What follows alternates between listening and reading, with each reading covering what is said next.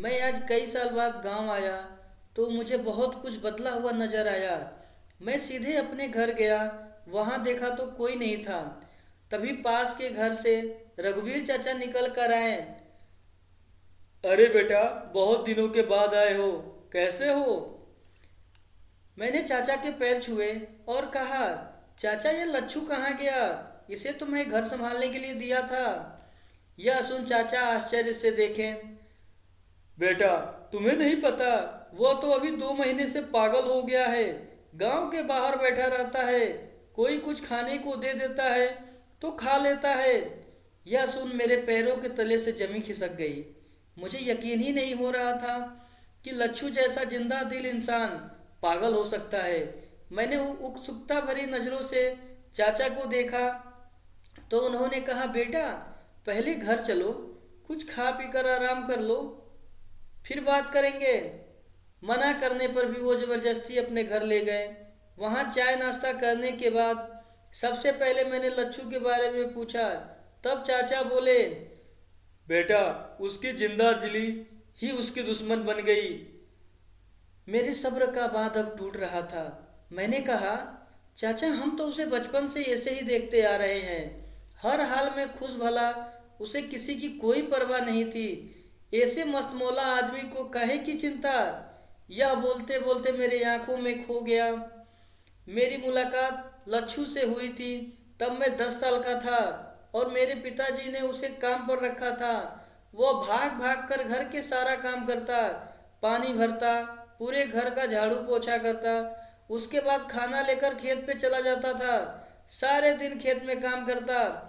पिताजी से कहते, अरे लच्छू खाना खाकर थोड़ा आराम कर लिया कर, बहुत धूप हो रही है। लच्छू मुस्कुराते हुए कहता, मालिक अभी पानी देकर आता हूँ। इन गेहूं की बालियों को धूप लग गई है तो भूखे सोना पड़ेगा। ऐसे ही हंसी ठिठोली करता था लच्छू। मैंने कभी उसे छुट्टी लेते या थक कर आराम करते हुए नहीं देखा था।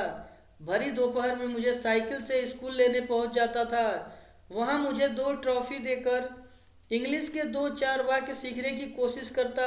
साइकिल पर बैठकर उड़ता हुआ घर सा पहुंच जाता। उसके बाद हम लोग खाना खाते थे।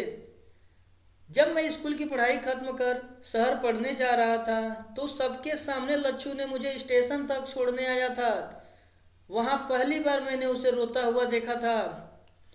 एक बुजुर्ग के तरह उसने मुझे अपना ख्याल रखने की नसीहत दी और एक कोने में खड़े होकर रोने लगा। मैं उसे चुप कराया और पिताजी का ध्यान रखने को कहा, क्योंकि माँ के जाने के बाद पिताजी किसी से बात नहीं करते थे, न ही अपनी परेशानी किसी को बताते थे। कुछ दिनों बाद मैं शहर में शादी कर ली। पिताजी आए थे लेकिन उनके साथ लच्छू को न देखकर थोड़ी निराशा हुई। पूछने पर पिताजी ने कहा, वह घर और खेत की जिम्मेदारी संभाल रहा है। शादी के 3 साल बाद पिताजी की बीमारी की खबर पाकर मैं दौड़ा दौड़ा गांव पहुंचा। तब बाहर बैठा लच्छू मुझे बहुत कमजोर और लाचार सा नजर आया। जैसे वो कह रहा है सब कुछ खत्म होने वाला है। पिताजी लगता है मेरा इंतजार ही कर रहे थे। मुझसे मिलने के बाद ही उन्होंने प्राण त्याग दिए। मैं बाहर आकर लच्छू से कहा, तूने मुझे बताया क्यों नहीं? मैं पिताजी को शहर ले जाता। लच्छू ने रोते हुए कहा, बाबूजी ने मना किया था। वो कहते थे मुझे अपने घर के बिस्तर पर मरना मंजूर है पर शहर नहीं जाऊंगा। पिताजी की 13वीं के अगले ही दिन लच्छू को घर और खेतों की जिम्मेदारी देकर मैं वापस चला गया। तब से आज आया हूँ। इतने में रघुवीर चाचा ने मेरा ध्यान भंग किया और वो बोले, बेटा तुम्हारे पिताजी के जाने के बाद लच्छू अच्छे से तुम्हारी अमानत समझकर घर और खेत की देखभाल करता था। अकेला रह गया था फिर भी पूरे गांव में हंसी मजाक करता था। गांव वाले ने अगले गांव से एक लड़की ढूंढकर उसकी शादी करवा दी। लच्छू के शादी के बाद बहुत खुश था। उसे बना बनाया खाना मिल जाता था। हंसते खेलते समय कट रहा था। लेकिन एक दिन वो लड़की घर का सारा पैसा रुपया लेकर भाग गई सुबह सबने ढूंढकर कोशिश किया, पर पता चला कि वो शहर भाग गई है। लच्छू उस दिन से टूट गया। वह उसे बहुत प्यार करता था। अपने प्यार से ज़्यादा चिंता उसे तुम्हारे रुपए और जेवर की थी। उसे लगा कि कलंक लग गया। वह दिन रात गुमसुम सा बैसा था।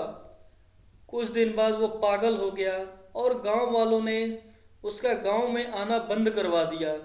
अब वह गांव के बाहर बैठा रहता है। यह सब सुन मैं उनसे मिलने की बेचैनी होने लगी, लेकिन रात हो गई थी। चाचा ने कहा, बेटा, गांव के बाहर जाना ठीक नहीं है। वैसे भी वो अब पागल हो गया है। सुबह जाकर मिल लेना।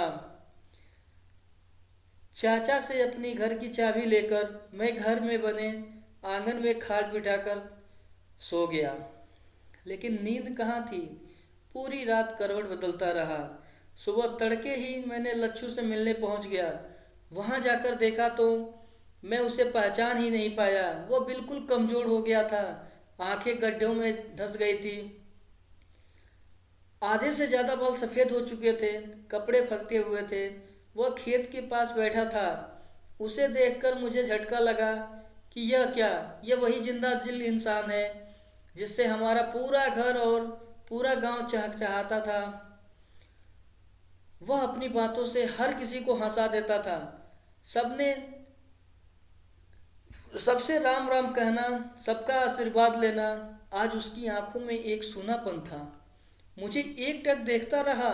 शायद उसे कुछ याद आया और उसकी आंखों से आंसू बहने लगे। मुझे वो कहने से पागल नहीं लगा। कुछ देर बाद वो कहने लगा, भैया मुझे माफ़ कर दो बाबूजी, मैं आपकी अमानत नहीं बचा सका। इससे पहले मैं कुछ बोलता वह वहां से खेतों की ओर भाग गया। मैं निराश होकर वापस आ गया। कुछ दिन बाद रघुवीर चाचा का फोन आया। उन्होंने बताया कि पगला लच्छू नहीं रहा। मेरा मन ऑफिस में नहीं लगा। मैं घर आ गया। घर आकर मैंने अपने कमरों को बंद किया। मैंने देखा मेरी आंखों से आंसू बह रहा था। मेरा कोई रिश्ता नहीं था लच्छू से, बस उसके व्यवहार के कारण मैं दुखी था। इतने अच्छे इंसान का अंत ऐसा नहीं होना चाहिए। What's your reactions? इस पे आप लोगों की क्या कमेंट है? कृपया कमेंट बॉक्स में बताइए। अगले कहानी के लिए चैनल को सब्सक्राइब कीजिए। Thank you.